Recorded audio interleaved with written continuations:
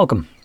In front of me is a Samsung Galaxy S26, and today I will show you how you can enable and set up your portable hotspot.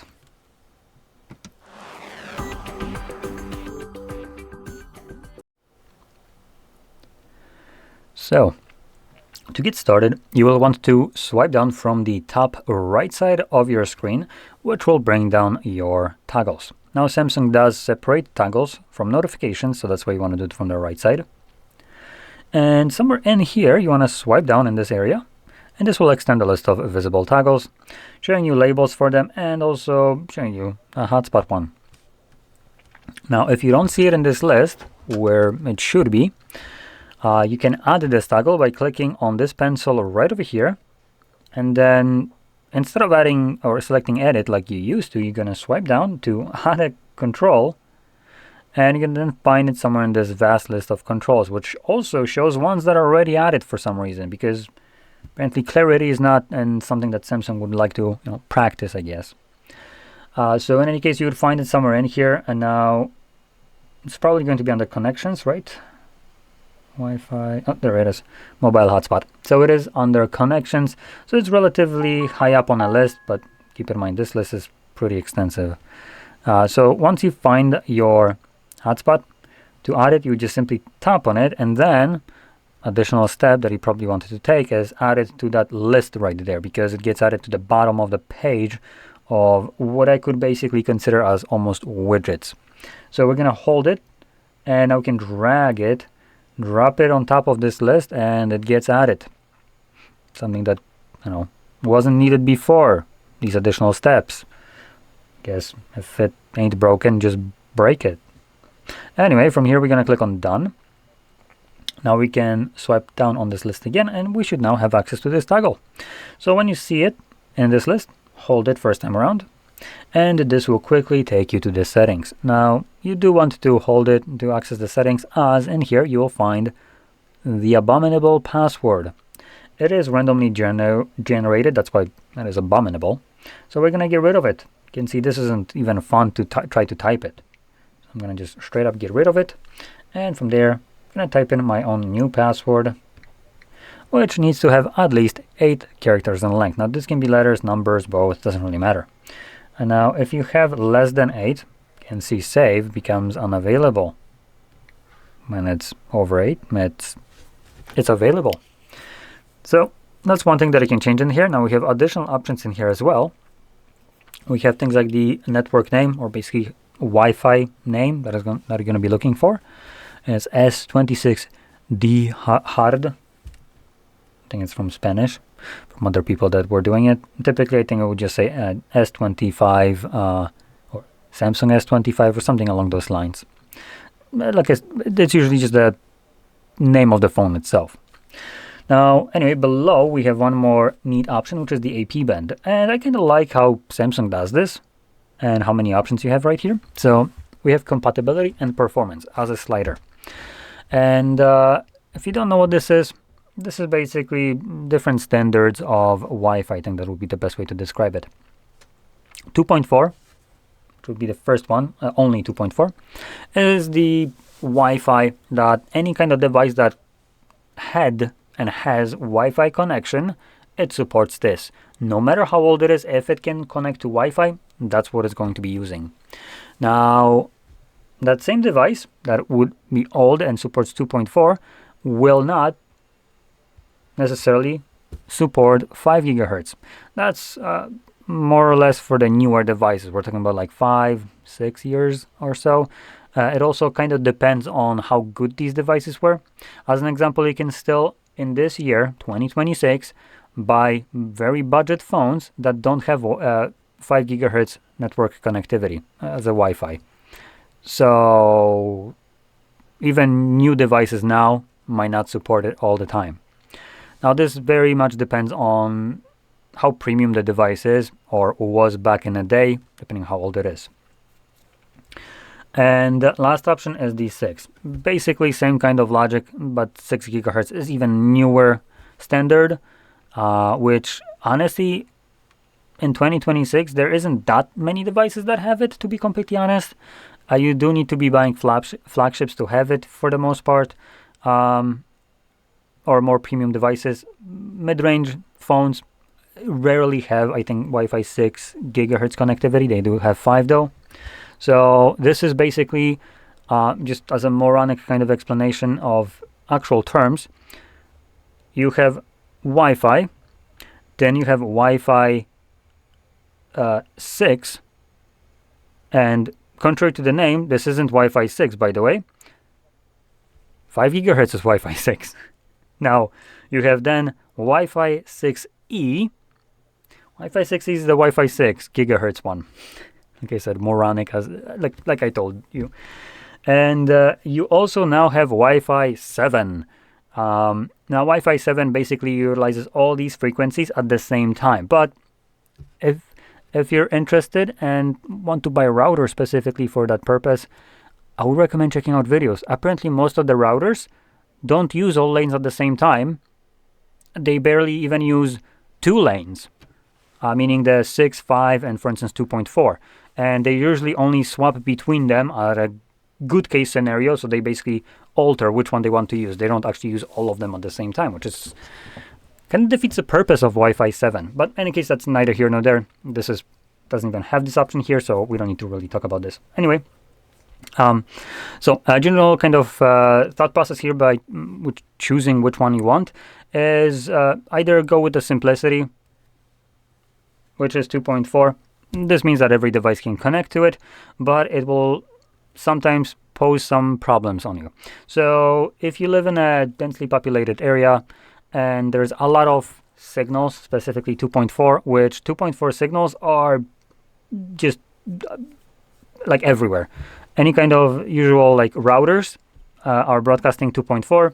Any smart devices usually broadcast 2.4. Your phone with Wi-Fi broadcasts 2.4.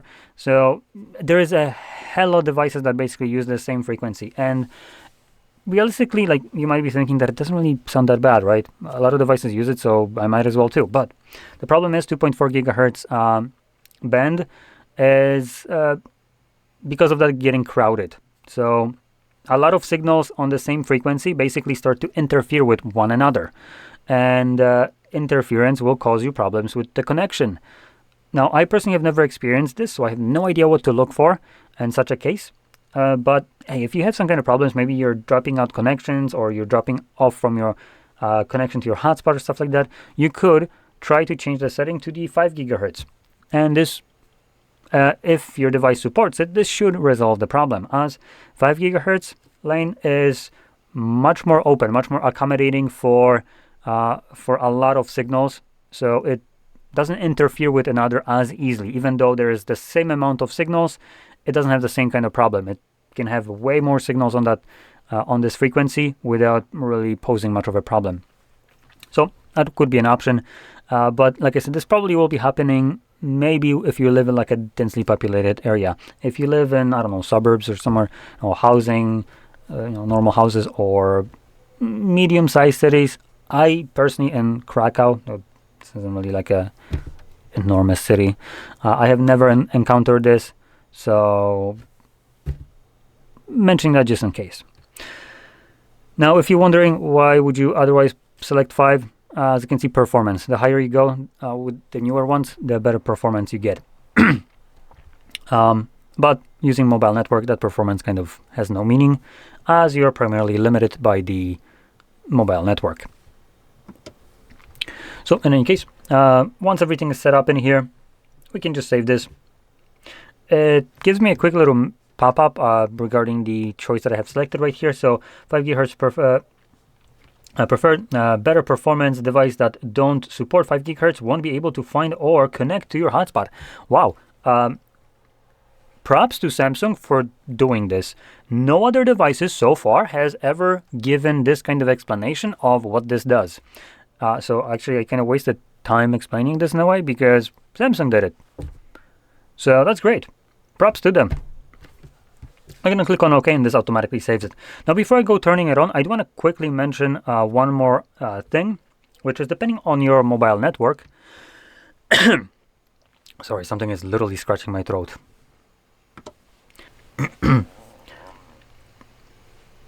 We'll see if that helps. So depending on your mobile network, your service provider, you might have a limit on how much data you can use per month. And in this case, you will definitely want to select some kind of limit on your hotspot as well, as hotspot uses your mobile data plan.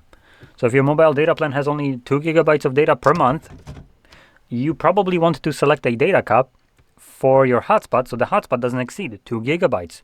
Now, depending on your service plan, this could potentially not be really a problem. Even when you have 2 gigabytes, you're just going to use it, and then you're going to get to that, abominable network speed of like 1 kilobit per second, which is absolutely horrendous. But it's something that you don't really need to worry that much.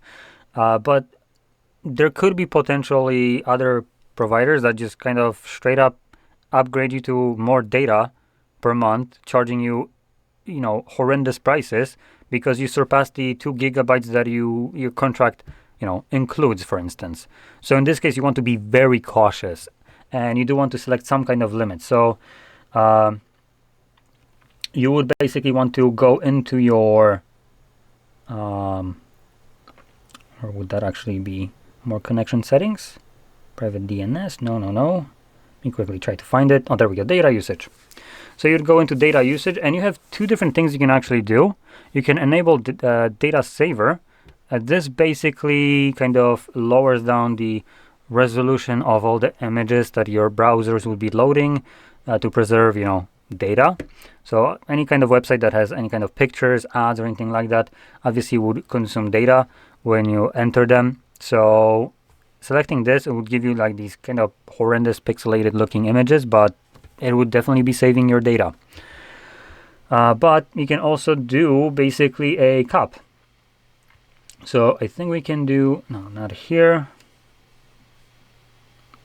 Wi-Fi data usage, can I select it somewhere? Nope.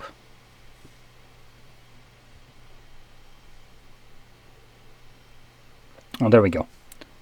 So we have the mobile data, you want to toggle this on, and then billing cycle and data warnings.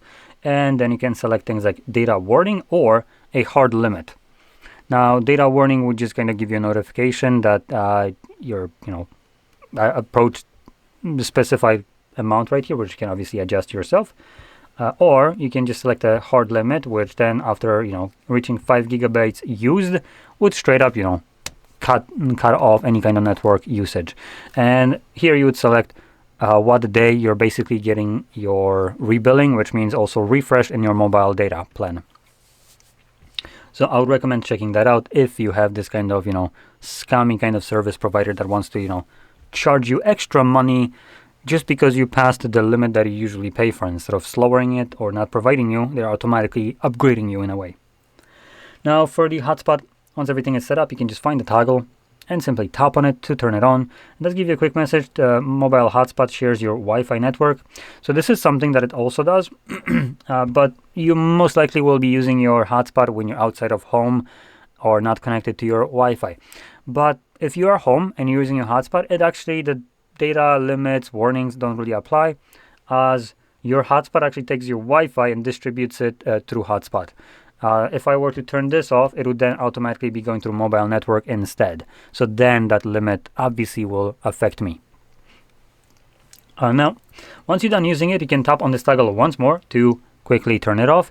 But you don't need to really remember about it that much. Other devices either will run this indefinitely in background or have a, auto turn off after a specific period of time. Samsung actually has a nicer option, which is the automatically turn off when no devices are connected, which, let's see where that is. Advanced, I think. Yep, there we go. So it's under advanced.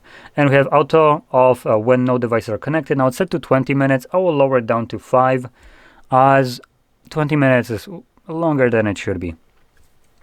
So this means that, for instance, if you're using your laptop in a cafe and you're giving yourself the hotspot, right, to connect to network on that laptop, as long as you're, using your laptop, browsing the web, and just messing around, your hotspot will stay on. But let's say you're done. You close the laptop lid, the device goes to sleep, you put it in your bag, you move on. When you do that, your laptop automatically will disconnect in sleep mode from your hotspot. This timer kicks in, 5 minutes later, hotspot off. So it gives you a little bit of a kind of safety, so your hotspot isn't running indefinitely in the background and wasting your phone's battery, which is relatively limited on these devices. Now, additionally, you can obviously turn it off yourself by just simply tapping on a toggle again to disable it.